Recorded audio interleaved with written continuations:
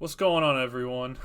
We're back with another podcast. It's been a little while, but we're gonna get back into the groove of posting these, every now and then. We got our mid-season podcast. We're currently in week 9, so we're gonna talk a little bit about first 8 weeks so far this season, kind of what our opinions are of it, a recap of it, and what we expect to see for the second half of the season onto the postseason. So with me, I got Millzz and Phoenix again.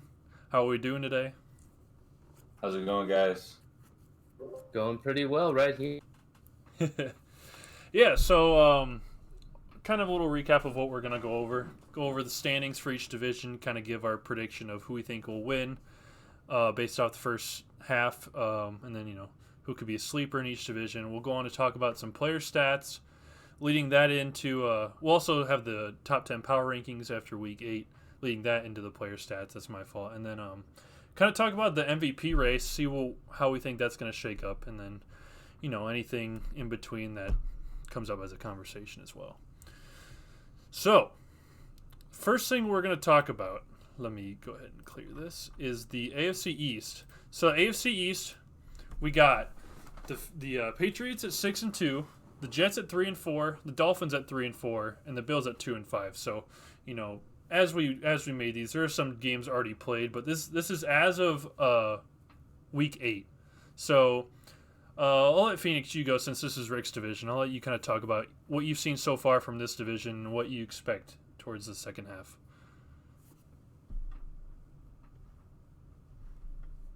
You're muted, by the way. Oh, was it me? Yeah, go ahead. I'm sorry, I misheard. I thought you said Rick. Nope. That's my fault. Well, yeah, it's Rick's division, so I figured let him. Oh, that's a good idea. That's smart. That's smart. All right. So looking at this division right now, it's very, very clearly favoring Q to win the division. He's got a great divisional record. Interesting that he got 5 of his 6 divisional games out of the way in the first half of the season.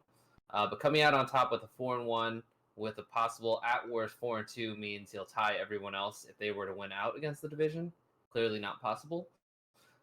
Q is in a very, very good stance here to win the division. Now, this division doesn't have any slouches. Yes, these guys all have losing records at the moment, but we all know that Jelly can be making a big run late. He also has Leo Martin back, so I'll be interested to see who comes out of this because you have Millzz. Millzz is always, always, always in the game.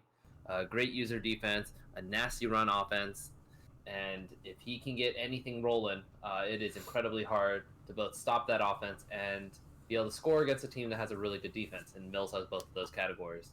And then, of course, Roshi. I haven't played much against Roshi. I don't know much about him other than the fact that even though his record's 3-4, I've seen him put up some of the toughest fights against some of the better players. I know he beat our best player that we've seen in the league previously, and that team that he's got built over there in New York is pretty tough. So, truthfully, I don't know. I think all 3 of those guys can challenge, maybe for a wild card spot. But with that opening divisional record, I think Q should come out on top by the end of the season. Let me ask you this: so if you had to choose one of the 3 to sneak in as a wild card, who do you got? I think right now, if I were to take one of the 3 to sneak into a wild card spot, just knowing what I know about upcoming schedules and the way things are working, I actually think that the Bills could be a very, very big threat here. They just got Leo Martin back. They went through a pretty nasty stretch when they were losing a lot of games with Leo Martin out. Mm-hmm. And looking at his schedule moving forward, he doesn't have as tough of a schedule as the Dolphins and the Jets do. The Dolphins and the Jets, I feel like, both have tougher schedules out the back half. So I think the Bills should have a little bit of an edge in that regard. Yeah, I mean, I'm with you there. I think this is definitely one of the toughest divisions in GZ. I mean, you see 3 under 500 records, but we all know what all 4 of these guys are capable of. All 4 of them are able to make the playoffs. And yeah, I do think Jelly's going to make a good run at the end with his schedule and having Leo back. I do agree with that. I think, we've seen Rick make the playoffs last year, what he did with Breida. I think he'd probably be my choice to sneak into the 6 or 7 seed. Basically, because of what we've seen with him and his offense and how good his defense is. And now he has a new quarterback, so I think, getting in the groove with Armstrong, I think that could lead him to to the playoffs. But I mean, I'm And not. that's another thing too. That quarterback is slinging it. So I Yeah. think we should see a lot of offense coming out of both of those guys. Again, you asked me to pick one randomly. I'm going to pick my my dark horse in this division. But all four of these guys, one of these days, we're going to see this entire division in the playoffs with the division and all three wild cards. I expect that to happen in the near future. Oh yeah, I totally agree. All right, well, we'll move on here to the next AFC division, the AFC North. So, Rick, I'll let you go ahead and start. This is another really good division all around. Yeah, this is probably one of my favorite Bengals Browns rivalries in GZ. I feel like every time that they play, it's a field goal game. Mm-hmm. And I know that they played. I don't know if does this record reflect the game that they played this week? No, it does not. Okay, so I think then Bling does have a 1 or 2 divisional game lead, but 1 win-loss record lead over Oscar. I think obviously the Steelers have fell out this season. I don't know what reason that might have been. I'm not too sure what their record was last year, but I'm pretty sure they finished last as well. But obviously, as you guys can see, I think whoever was that the first time that Squib played Oscar was last week, or was that their second time? Yeah, I think it was the first. They play again in week 16. Okay, that'll be a really, really big game then. I know that's cool to see that game falls in their last 2 games. So, yeah, I think prediction-wise, I think that second matchup will probably make or break whoever wins the division, because I don't think either of those two lose a lot more games down the stretch. I'm not sure what their schedules look like. It looks like they only have 2 more divisional games after this, and one of them is each other. So I think I don't see them losing to the bottom half of the division the next time they play them. So I think they're probably going to have the same, if not maybe 1 game off record when they play week 16. So that'll be a really, really cool and fun game to watch. And I think the winner of that game probably wins the division. Granted, I'm not sure. Like I said, I'm not sure the strength of schedule outside of their division. But I feel like they're going to have the same, if not 1 game off record, and that last matchup is going to have a really, really big role in to see who wins the division. And I also know that last year, what was it, like a coin flip that decided who won the division. So, who do you guys think will end up winning it? I'm curious. I honestly think, Oscar's due to win that division.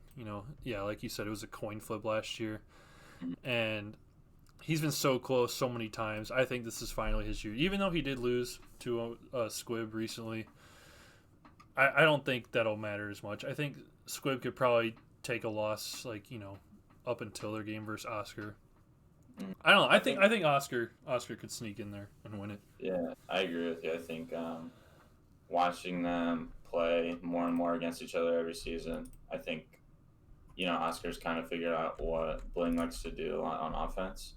And I think, it's the same thing the other way around. I think Bling's defense has gotten a lot better than what it has in the past, and I think that's kind of what's kept him in these divisional races, I think. I also think that Oscar's due, though. I think obviously, whoever gets second place in this division is going to probably get the 5 or 6 seed. So I don't really think that matters too much, but obviously it's like a pride thing of winning your division. But I think Oscar probably takes this division for sure. I will say they both have some pretty tough games. The Ravens still have to play the Cardinals, the Patriots, the Jaguars, the Browns, and then the Browns still have to play against the Dolphins, the Rams, the Cardinals, and the Ravens again. So I mean, I think these guys are going to have a pretty. They both have a few tough games coming up, but I do agree. I think that Week 16 showdown is going to be the one to decide who takes this division. What do you guys? So I was looking at the Daddy League's playoff picture. I saw P. Finney was actually only a game out of the playoffs. What do you guys think about his playoff chances? So P. Finney, looking at his schedule coming up as well. He's currently in it, and he plays well. We all know P. Finney can put up big numbers if he wants to, and if he locks in. He does have some tough opponents coming up though. He's got his matchup with Cleveland. He's got the Texans. He's got the Bills, the Ravens, the Cardinals, and the Rams to go out. So I think if he's gonna get in, he's gonna really have to show his grit and really come through. But if he does, I think he rolls into the playoffs with not only just a chip on his shoulder, but a lot of momentum from some of these big victories, especially down the stretch. Yeah, I was going to say, I'm not really sure what the schedule was like for him on the back end, but I see that he has to play Estrada and the Rams, Brumby and the Cardinals. He has to, his 2 divisional games left are the Ravens and the Browns. He's going to play Jelly with the Bills and, like you said, the Texans too. Like, I don't see an easy game for him, like week 11 on. Yeah. So that's fair. And he also plays Chuck this next week off a bye. So, oh wait, no, sorry, that was last week. But yeah, he plays the 1-7 Titans, the 1-7 Seahawks, weeks 9 and 10, and then that week 11 through 17 is like some of the biggest names in GZ. So I mean, if he can prevail, if he can get like 2 or 3 wins out of his last 6 games, I think he has a decent shot. But we'll see. All right. We'll move on to the next division. What do we got here? The AFC South. So this is a pretty interesting division so far. We had a new user, Victor, join as the Texans after, I think it was week 2 he joined. And, man, he's not showing any signs of, weakness in GZ so far. And he's currently leading the division at 5-2. Bellis, we got at 4-3. Bellis was the division winner last year. B-Foms, also a newer user this year. Not doing too bad for his first season, 3-5. We still got half the season, so he's definitely got a chance to still make some noise. And then Titans at 1-7. That's definitely the most surprising one so far. I think we've talked about. We know what T. White is capable of. He made the playoffs at 9-7 last year, and off to 1-7 start. It's something we don't usually see here. So, what do you guys think so far about how the AFC South has turned out? I think the AFC South is a really, really interesting one. The biggest surprise to me is in the middle.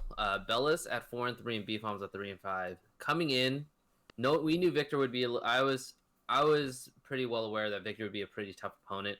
The fact that he came in and took over a Texans team that was not really well built and is leading his division is a testament to just how good he is coming in. Because that team is probably one of the weakest teams in terms of roster management, roster builds in all of Ground Zero. But that Jaguars and the Colts teams, both of those guys having 4-3, 3-5 records kind of surprises me because I feel like when they were pulled in, they were both expected to be very, very good. They both had a lot of confidence coming in about taking over, dominating their division. And once again, we're seeing guys who come in with the mentality of, I'm going to go 15-1 in this league to they're now multiply lost teams and struggling to try and stay in this playoff race. Mm-hmm. I think, no, like you said, the 1-7 Titans is a really, really big surprise because we all know well he played last year. I'm not too sure what's going on there. I don't know if he had a tough schedule starting out. He has had a couple of games where he did end up lagging out, which haven't helped his cause, but there are some games where some surprising losses, I'd say. Yeah, for sure. It's not even. But like, if you look at it, look at the divisional records, like 2-1, 3-1, 2-1, like that. That's pretty interesting. Like how successful all of them are being against each other. Like it's weird to say. Like I mean, yeah, the 0-4 is there, but like I think that's going to determine the division winner. Like I honestly don't know who's going to win this division. I'm excited to see how it pans out. I think with his experience, I think Bellis might sneak it out based off, making the playoffs already his first year. But I think he still has one more matchup with the Texans. Being down a game, obviously that'll be big because he already lost his first game to him. But the games in between will obviously matter as well. But I think Bellis sneaks out and takes the division. I think both of them are going to make the playoffs regardless. I can see whoever doesn't win this division getting the 6. So, I think both of them make it. I think Bellis is going to be my prediction to win the division, though. Yeah, I think it's going to be a battle between the Texans and the Jags. I think the Texans probably squeak the division out. Dallas and the Jags have a pretty challenging back half of the schedule. Um, and I think ultimately that So does the Texans. This division actually is really tough because they come and face my division, and so you get the Falcons, the Buccaneers, and the Saints, and who am I missing? Panthers. Who am I missing? The Panthers. You get these guys out the backside. That's going to make their schedules very, very tough down the stretch. I think the Jaguars have the number one division schedule, so he's still got to play Cube. The 6-1 Chiefs. Yeah, that is a good point. He does have the number one division opponents. That I think is that only 2 or 3 matchups? I think 3. I'm not sure, but still, should be 2. It should be. Yeah, 2. you're right. It's 2. It's 2. It's your division.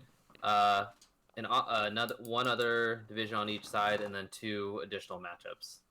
Okay, so yeah, I mean his two first place matchups are the last 2 weeks against the 7-2 Patriots and the 6-1 Chiefs. So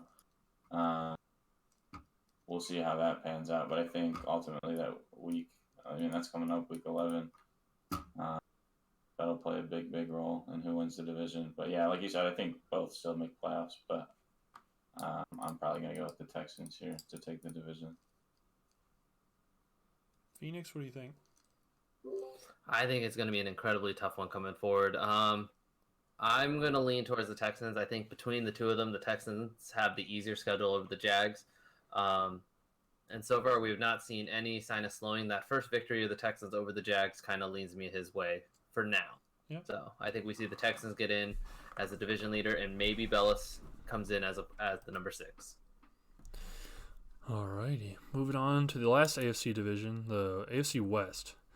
So this division has actually been pretty interesting so far. Still pretty competitive, between the Chiefs and the Raiders. We got 6-1 Chiefs, 5-3 Raiders. I believe they played recently, and the Chiefs won that matchup, if I'm correct. You got the Chargers and the Broncos both at 2-5. I mean, it looks like I think Nate will win this division because you look at the divisional records, 4-0 already, and I think he still has one game against the Raiders, but that first one's very big for him.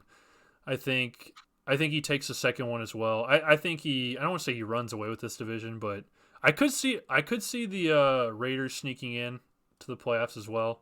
He 5-3 record. It's about, I think that's what the 7th seed is right now, 5-3. I'm not 100% sure. So yeah, if he keeps that pace up, 10-6, I see him making the playoffs. But yeah, Nate's on a roll right now with that Chiefs team, and he's already got that 4-0 divisional record.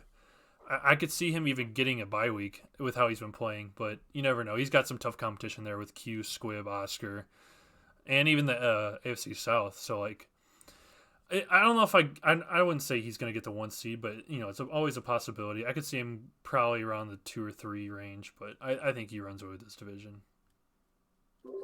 So I actually think we're going to see a flip in the standings here as we go down the stretch. Looking at their final games, I think the Raiders have a easier schedule time. They do get each other in Week 10 for the second matchup. The Chiefs to take the first one, but then they face the Vikings, the Chargers, the Pats, the Broncos, the Jets, the Lions, and then the Broncos once again. That seems a little bit easier to me than what the Chiefs are looking at. The Chiefs, with that first place schedule, they're looking at taking on the Raiders, the Broncos, the Jets, the Bills, the Vikings, the Pats, the Jaguars, and then the Dolphins. So I think there's a lot steeper competition for the Chiefs to get through, moving through the second half of the season. And I actually think the Raiders are going to overtake them for the divisional lead. Yeah, that's pretty fair. I think.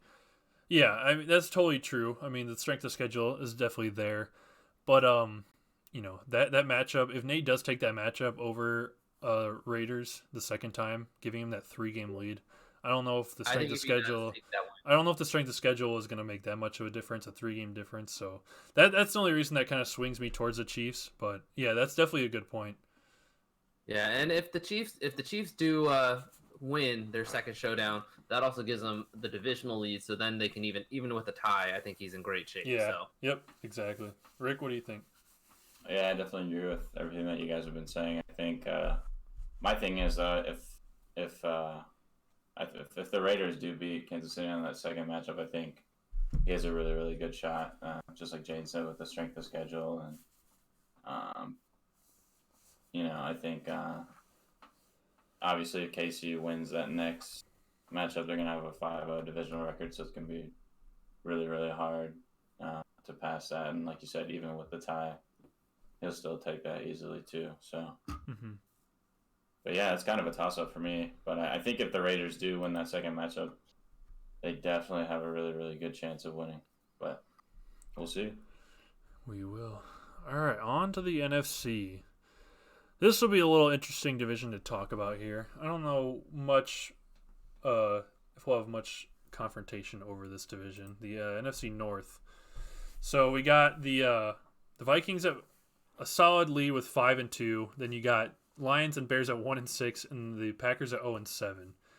And he's already got one divisional win against each of the teams. So I think we could all agree that the Vikings will end up winning the division this season. I mean, we know that these other three guys are capable of winning games. A rough season's a rough season. It happens here and there. But, yeah, I don't see any reason the Vikings don't win this division. Yeah, I think we could make this one kind of short and sweet. I think, like you said, the Vikings run away with this division. I did expect the Bears to win more games than they are. That was kind of surprising to me first looking at this beforehand. But, yeah, I totally agree that. I believe Kevin, the Bears, missed his first 3 games due to traveling. So that right there definitely doesn't help. So, yeah, I think at this point you got to decide, like, are you going to try and be able to contend, or are you going to go for that draft pick? Yeah. I think this is as one side of a division as we have in this league. And I do think we see maybe some competition down the line, but for the remainder of this year, I think it's pretty set in stone. The Vikings will take the division. The bottom 3 are all racing for that top draft pick this year. I'm anxious to see if Deke can sneak up in the seeds. Like he's the last 2 years or 3 or whatever, he's made the playoffs.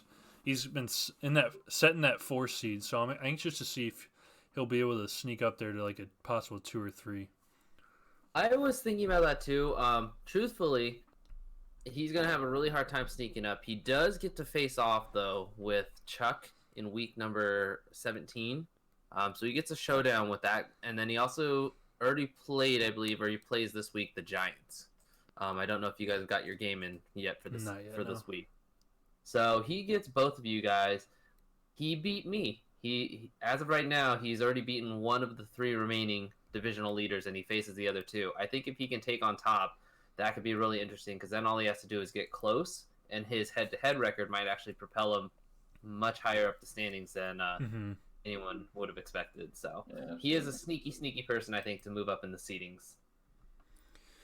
All right, on to the next one. We'll go to the NFC South. So, Rick, I'll let you go ahead and start with this one since this is Phoenix's division. This is a great divisional race so far. We got Falcons at 6-1, Bucks at 6-2, Panthers at 6-2, Saints at 2-5. I mean, we know Will's capable of winning some games too, but I mean, 3 6-1 teams halfway through the year, like it's about as good as it gets. Yeah, this is probably one of the more competitive divisions that we have in the league. Ultimately, though, I think it comes down to the Falcons and the Panthers. I know the Bucks got off to a really, really good start.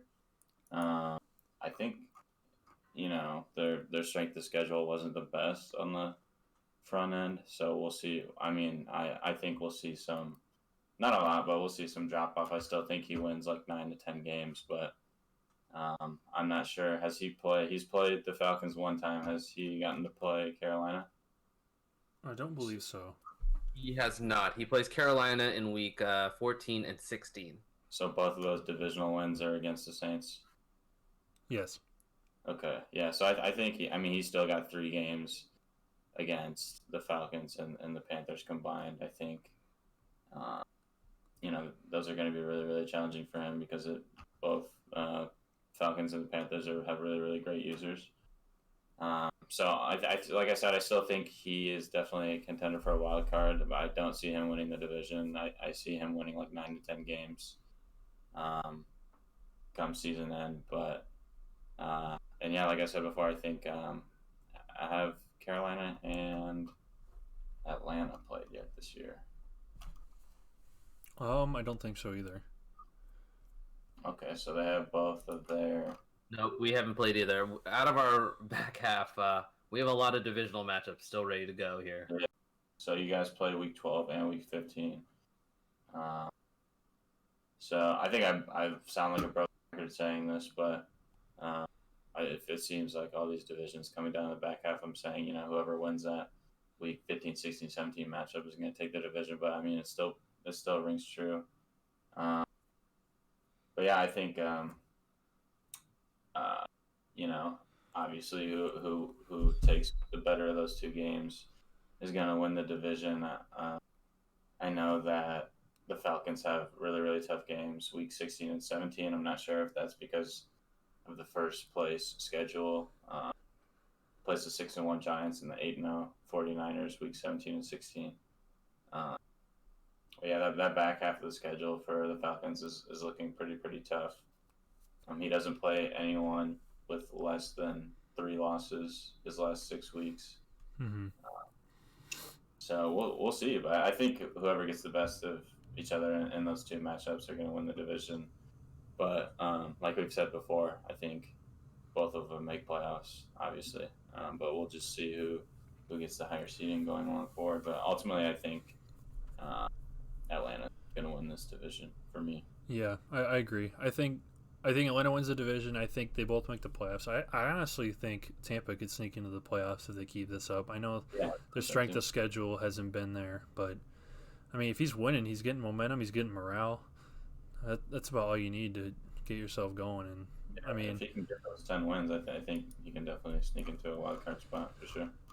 Because he's already packed up a decent amount of wins. He's 6-2 in his first 8 games. So yeah, if he can win at least 3 or 4 more games the rest of the season, he'll be good. Speaking of wild card, on to another close division. I'll let you guys take over from here. The NFC East, which involves myself. So I'll let Phoenix take over here. So the NFC East is a really interesting one because we have traditionally always had a trade-off between the Giants and the Eagles. And I believe their head-to-head is nearly 50-50. So these guys are just they're at each other all the time, and I think it's always a fantastic race going down to it. Now, as of right now, the Giants have the divisional lead. They only have 1 loss, and this is a little outdated, but we also know that the Eagles took a pretty nasty loss recently. So they're in a weird spot where they're racing now to stay in the playoff hunt. I don't think there's a whole lot to say otherwise. I mean, the Eagles have the great divisional record right now, but with that additional loss, I think it puts the Giants in the driver's seat now to kind of just coast. As long as they play their game and play their way, they should have it. Now, they have a difficult challenge coming up. They do get to play against the Rams. They get to play against the Bills, the Niners, the Eagles again, and then they have the Falcons at the end of the season. That is definitely a very, very tough back half of their schedule. But the Eagles also don't have it any easier. They get the Bills, the Niners, the Cowboys, the Giants, the Patriots, the Bears, and the Jets. So actually, I think the Giants should come out on top of this division. Those other two right now, we all know that they can put up numbers, especially Scott. Scott's offense is known for throwing big numbers. The problem for him is they also allow big numbers. So I think for right now, it's just a 2-team race for the remainder of this season in this division. Yeah, I agree with you 100%. I think I do think the Giants are going to win this division. I'm pretty sure they won big over the Eagles the first time. I think it was like 34-13 or something like that. I don't see the second matchup changing, but I do think if the Eagles can squeak their second matchup out, they have a pretty good shot at the division. But for right now, like you said, they have pretty much the same strength of schedule going off the back half, and I think that Noah having a game lead is going to play really well for him. Yeah, and in the end, I think both of those teams make playoffs too. Just the losers going to sneak into a wild card spot. I think so too. I think it's crazy. We'll have to discuss this afterwards, but right now we have 4 teams in the wild card race in the NFC for 3 spots, and all 4 teams are sitting on 6 wins. So something to keep an eye on. Yeah, that's pretty cool. All right, last one, the NFC West. This is another great division.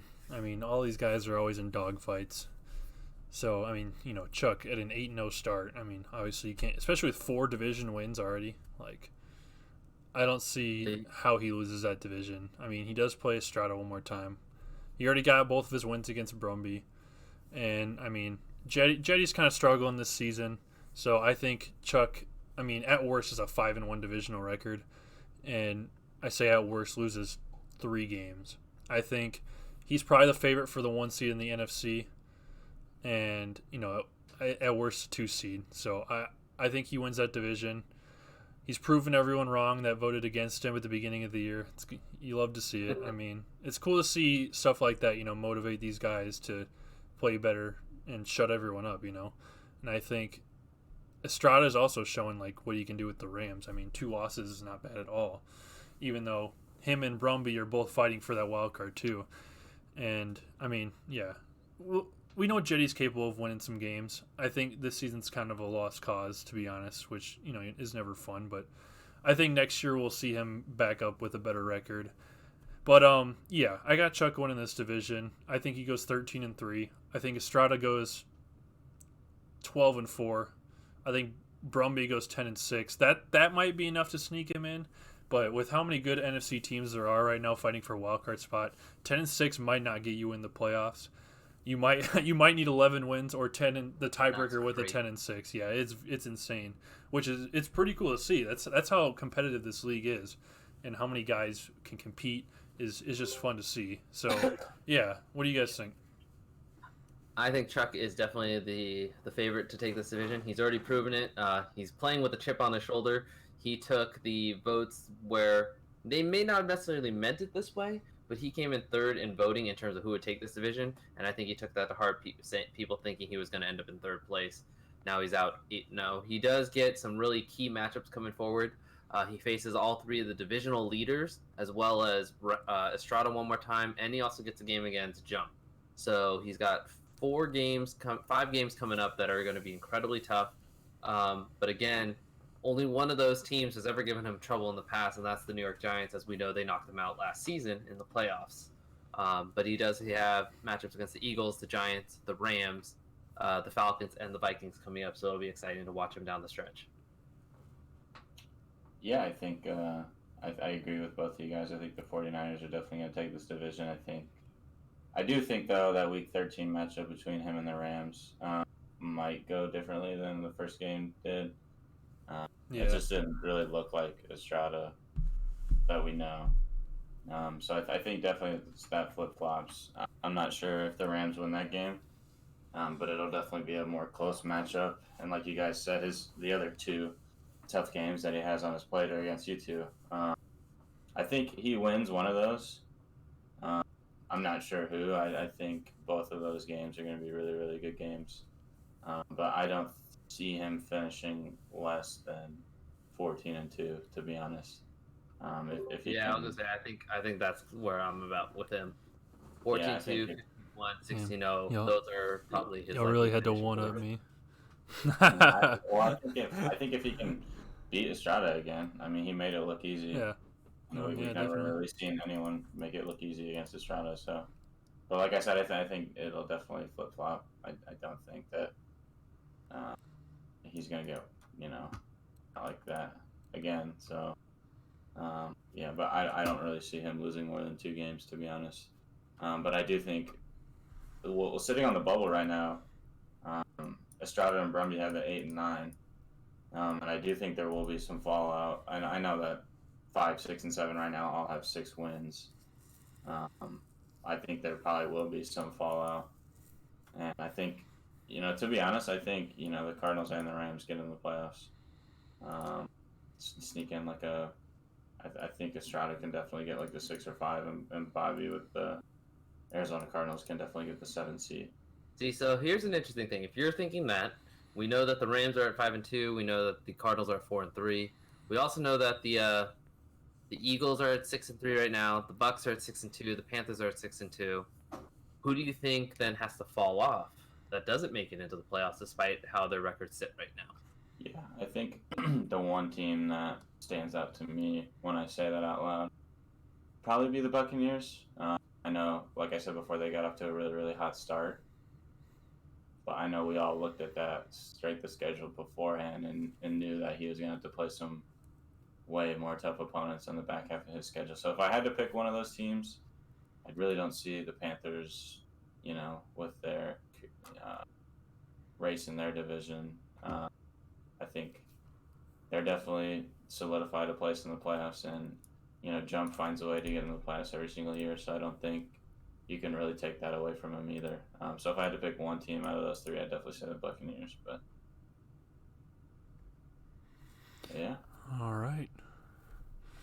Well, that'll do it for the divisional recap. We're gonna move on to the power rankings here that we have through week 8. So, a little bit of a change from week 7, as we posted on our GZ Twitter. Give us a follow if you haven't already. We got the 49ers still at 1, so no change there. Number 2, we got the Giants moving up from the 4 spot after a big win over New England, who has fallen to the number 5 spot. It's top 5, still not bad. Chiefs and Falcons with big jumps from 5 to 3 and 6 to 4. Ravens moving up 1 as well. Eagles moving up 1. And our biggest downfall so far is the Rams. Had them at 2 last week.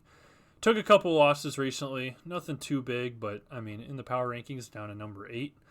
And Texans and Panthers both stand where they are so far. No new teams in the top 10.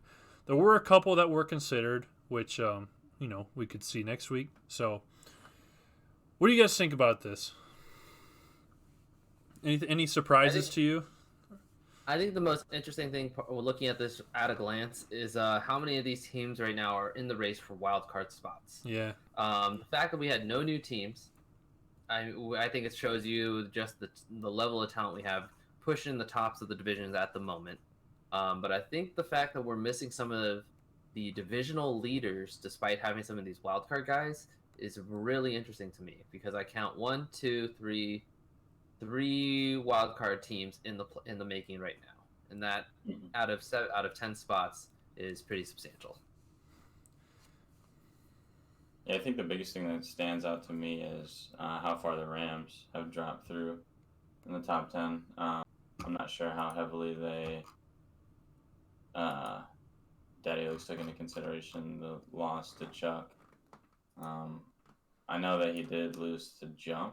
Is that correct? Last week? Yes. It was a really defensive game, 13-10.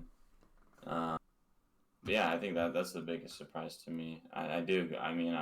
These are, probably some of the 10 best teams, user-wise too. So I think that links up pretty well. And like Phoenix said, I think it's kind of funny how, some divisional leaders are missing, but 3 wild card spots sneaked in. Yeah, it is pretty weird, because technically the power rankings are top 10 teams, so you're not going to see all division leaders in there. So you never know. Like I said, next week could get some in there, but yeah, based off the first 8 weeks, I would say these are definitely the top teams to beat. I will say one of the interesting things is, looking at this, it aligns pretty closely with the power rankings that the game actually had. The only difference is, instead of the Buccaneers, who are sitting in 5th on the game with their 6-2 record, and the Texans are at 11, we actually bumped the Texans up and the Buccaneers off. But other than that, we're real close. And then right off the cusp, you have the Browns, the Vikings. So there's your last divisional team. That's the last divisional leader, just barely off the record, but he also has a division where his combined opponents have 2 wins between the 3 teams. So, Yeah, so, it says right there on the screen, if you don't like your ranking, show us why we're wrong. We'll get you in there and, move you up the leaderboard. All right. That's enough about the teams. Let's go into the players a little bit. So we're going to start off by talking about the wide receiver leaders so far through 8 weeks. So these are the top 5 leaders in receiving yards so far. DK Metcalf, I don't think, comes as a surprise to anyone with how well Q's been playing with him. DJ Chark comes in at 2nd with 844. Jerry Jeudy at third at 830. George Kittle fourth at 796. Terry McLaurin at fifth with 717. So this list is pretty interesting because you see four teams that aren't really talked about as much, because the success, isn't there as much as some others. But it's cool to see guys like this, making the top five. So something that I know all these numbers are pulled up from week 8. Something that's really interesting, and I want to make a point of this. DK Metcalf is at the very, very top right now at 917. In week 8, he was kept to 0 catches, and in week 9, he was kept to 0 catches. So his number stayed static for 3 weeks, and we're probably going to see the Patriots trying to involve him more in the future, but that allowed the other teams to actually catch up.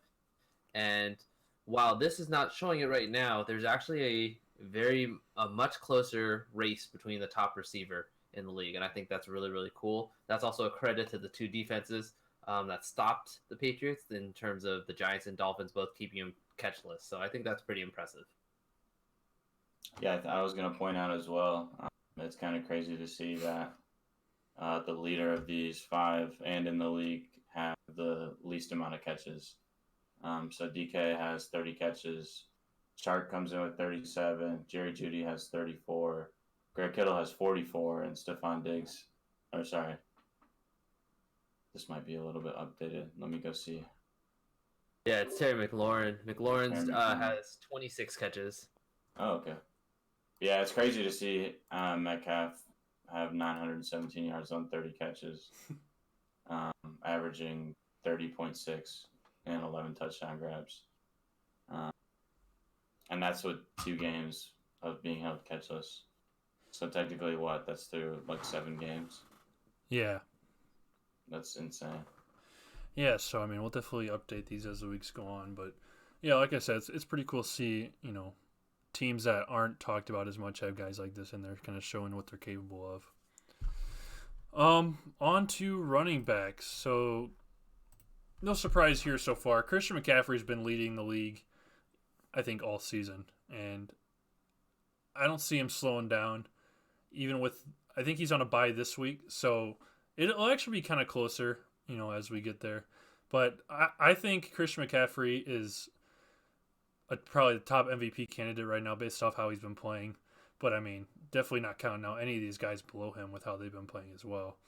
But, so McCaffrey is the only 1,000-yard rusher right now, followed by Armstead, Breida, Dalvin Cook, and Greg Moorhead. Both, right 1 game away from hitting 1,000 yards. So it's that close. And, the guys below Moorhead were also, right there as well. So it's a really close race for rushing yards. So, what do you guys think so far? And give me some predictions on who you think will end up leading the league in rushing.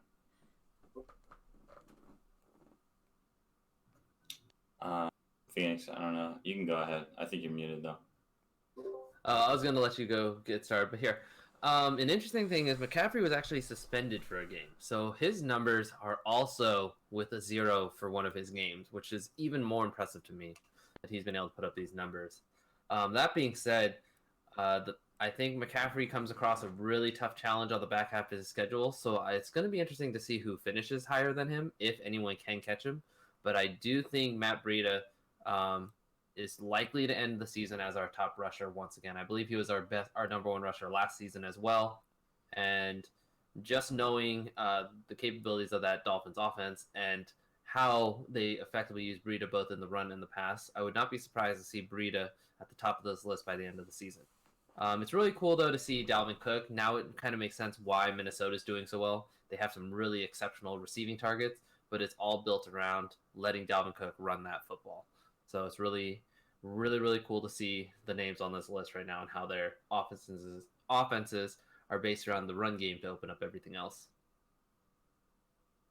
Yeah, what you've been saying about having a solid run game opening up, a really, really good passing game. And I think that all 5 of these teams have been doing a great job of setting their passing game up. And I thought it was pretty funny that McCaffrey was suspended for a game and he still has, over almost a 200-yard lead. I don't think that he slows down with McCaffrey, so it's going to be really, really hard to catch him. But I might seem a little biased. I'm going to say that Breida probably does. If not pass him, catch up to him. We'll see what we can do in South Beach. But. I think McCaffrey being suspended for that game is definitely going to give the motivation, the chip on the shoulder kind of thing to get him that rushing title. And I mean, you can't even like guarantee that one of these 5 are going to win the rushing record. Like, just from the top of my head, I think Saquon was 6. I think Kareem Hunt was 7, and then I don't remember who was 8. But like, it was top running backs that we've seen up here, recently. So it's like none of these 5 are guaranteed to win the title. All it takes is one 200-yard game to get into the top 5 or even the top 3. So. But yeah, I think McCaffrey's going to win it based off the suspension. I think is going to spark him a little more, kind of, make him want to give the ball to him more as normal, kind of show like, we messed up kind of thing. So I'm looking forward to see how that pans out. I do think Breida will be a close second, but yeah, I'm sticking with CMC.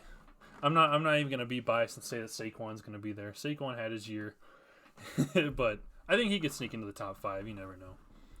And actually taking one last look, one last statement on that too. McCaffrey's team does run into some good defenses on the back half, but only one team actually has a top-rated run defense, and that is the Falcons. Other than that, he's facing the teams that are between the 21st and 32nd worst rush defenses. So I think he's actually been a beast. I'm not discrediting Bellis at all with Ryko Armstead, man. He's been going off with them. I just think that you just made a great point. Like the defenses he's about to face, but I think Armstead's definitely going to, consistently be in the top 5 for the rest of the year. I do think Breida's speed and McCaffrey's just overall ability are going to be what passes Ryko Armstead in the rankings.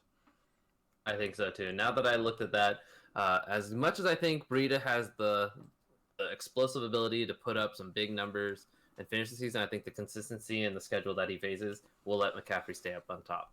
Mm-hmm. That leads us into our last topic. Kind of pretty similar. The MVP race. If you look at those boys up top. You see, the same 2 guys. You got McCaffrey, Matt Breida. You don't see Ryko Armstead, which is kind of surprising. But we're kind of looking at overall stats here. So this is in no particular order. Christian McCaffrey is probably the favorite right now, based off 1,000 rushing yards and 9 touchdowns, almost 300 receiving yards. The receiving touchdowns aren't really there, but Breida is a close second with almost 900 yards, 8 touchdowns. Look at that, 424 receiving yards. I think that could be what pushes him over the edge, is how much he's getting the ball in the receiving game too. McCaffrey could catch up with him there, but I think Breida kind of, all it takes is one big rushing game. He's going to be ahead of him both rushing and receiving yards, and I don't see any reason for him not to win MVP. I do think McCaffrey, as much as he's in the race right now to break the rushing record for the league, I think Breida can do it as well. And the fact that Breida is so dual weapons here is what makes Breida such a nasty, nasty threat. Yeah, and then Cam Newton, man, he's having a great season. Q is doing so well with him. Already almost at 2,000 passing yards, just halfway through the year. On pace for about 4,000 passing yards, 19 touchdowns, 220 rushing yards, and 4 rushing touchdowns. So he's doing it both ways, man.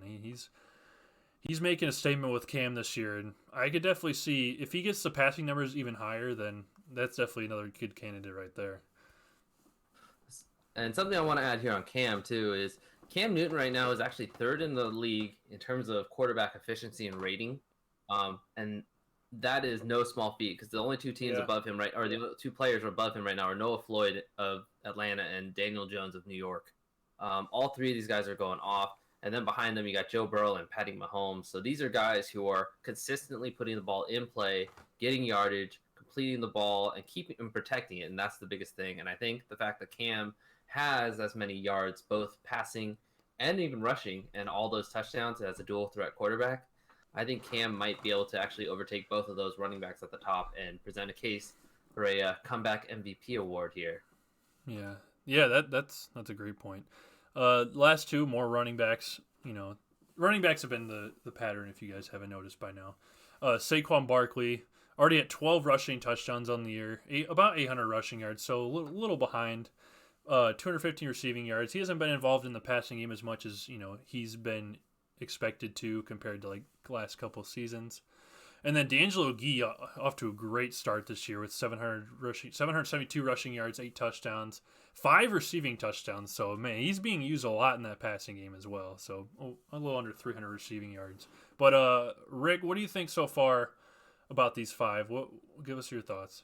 Yeah, I think the main thing that sticks out to me is how rated for MVP.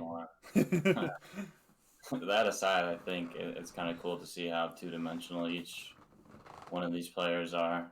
They're not just getting it done in their primary set, but helping their teams out in other ways too.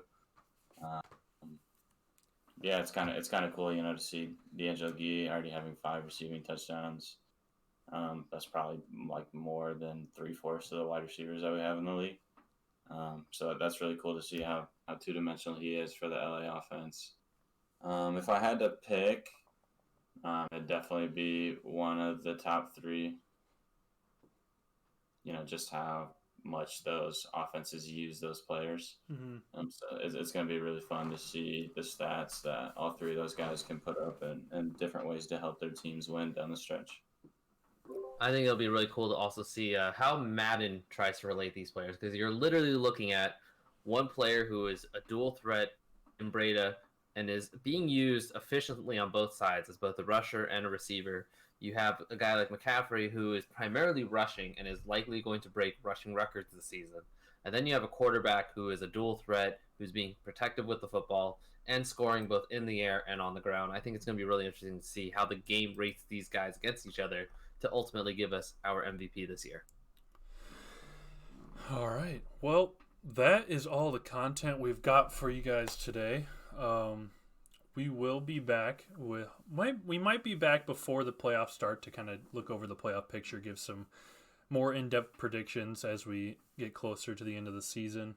If not, we'll be there right at the start of the playoffs. So if not after the Super Bowl, we'll figure it out. We'll definitely get out more content. Be ready for a league stream on Wednesday is the plan. I'll let you know if anything changes there. We're still aiming for once a week, but Wednesday's the goal for this week. We'll definitely keep you guys in the loop there to get some possible devs. Yeah, that's all I got. Do you guys have any closing remarks? Nope, I don't have anything other than we're probably going to try and do playoff projections and scenarios in the future. As you guys saw, we were talking about all the different possibilities, who could jump into the playoffs, and of course that crazy NFC race, where out of 9 teams that are 5-2 or better, or I guess 4-3 or better, 2 of them are not going to make it. So we're probably going to do something in the future to show what possibilities are in the work. Yeah, no, I just want to, thank everybody that's been popping in and out of the streams that we have done this season. I think they've definitely been getting a lot more love than previous seasons, which is awesome to see. A lot of league connection to that. And, all the little activities, all the spread bets that we have with those streams. Really cool to see how involved everyone's starting to get. Mm-hmm. Yeah, just continue the involvement, whether that be on these podcasts that go up on YouTube or league streams, just to get league awareness going up too. But I think everyone's been doing a great job, interacting, following rules, et cetera, and it's going to be a really fun back half of the season to see who makes playoffs. Yeah, absolutely. We put out this content for you guys, and your interaction is the greatest thing we could get. Even the games are, they're fun to play in, but just the community itself is it's so cool. I love putting out these graphics for you guys, and there'll definitely be more to come. I appreciate you guys getting your games in as much as you have been too. Like, we were zooming through last week. We're already almost. While it makes it more difficult for us to plan out league streams and content, it is fantastic getting through these games as quickly as we do. Yeah, so look for some notifications for more podcast content, league streams, etc. But I think that's all we got for now. We will talk to you guys later. Have a good one. Take it easy, yeah.